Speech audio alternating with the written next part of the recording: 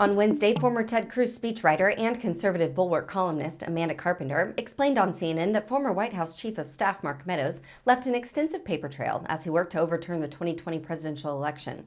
In a recent column for the Bulwark, Carpenter wrote that as Trump's right-hand man, Meadows was like the Holy Spirit of all Trump's insane election schemes, the hidden hand that moved Trump's ideas into action and tested the realms of presidential possibility, legally and otherwise.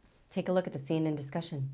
Your column, a really interesting right that you have in the Bulwark, where you're talking about Mark Meadows, who, as you point out, is really the second highest level person besides Donald Trump involved in efforts to overturn the election. How are you seeing his role right now? Well, it's really interesting because the hardest thing about looking at all the revelations that have come out surrounding the January 6th committee is keeping them all straight. You know, we have the stories about voting machines and the alternate slate of electors and ripping up pieces of paper. But the important thing to keep in mind is that all leads sort of lead to Trump. None of this happens without Trump. There's a lot going on in the Oval Office. And who is his right-hand man? Mark Meadows. Mark Meadows is the guy who is pushing a lot of the paper, and he has a long paper trail.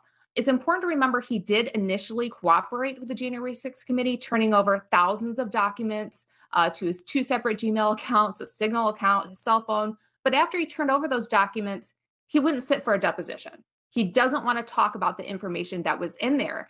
And when it comes to the most serious things that happened in his official role, they all landed on his desk. He was there for discussions about the alternate phony slate of electors. He was there for discussions about the seizure of voting machines.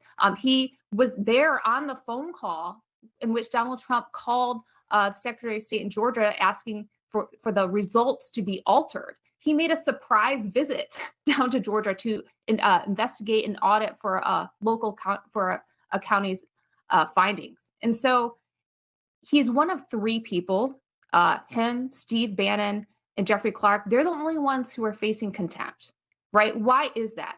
It is incredibly important that Donald Trump's right-hand man was implicated in everything and refuses to talk about it. And so I think he's in a world of trouble.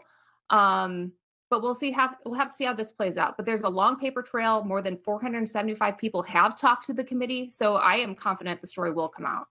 Carpenter says that she doesn't feel sorry for Mark Meadows, and she doesn't want anyone else to either. In her Tuesday column, Carpenter called him a Trump slave, telling sob stories about his time in the White House. She cited his recent book, which claimed that he was cornered into working for Trump by God himself. Now Meadows is fighting the House Select Committee investigating the January 6th attack. And while he was cooperating until a group of former Trump staffers were subpoenaed, the same day his book came out, Meadows stopped working with the investigation. What had been discovered since then is that Meadows' book doesn't match up with his private communications obtained by the January 6th committee. Thousands of pages of emails from his personal Gmail account and his non-government phone. It was Meadows who revealed in a January 5th email that the National Guard would be on hand to protect pro-Trump people. The former president is now claiming that there were no National Guard troops because of Speaker Nancy Pelosi. Then there's the matter of Meadows' trip to Georgia to observe an audit of votes.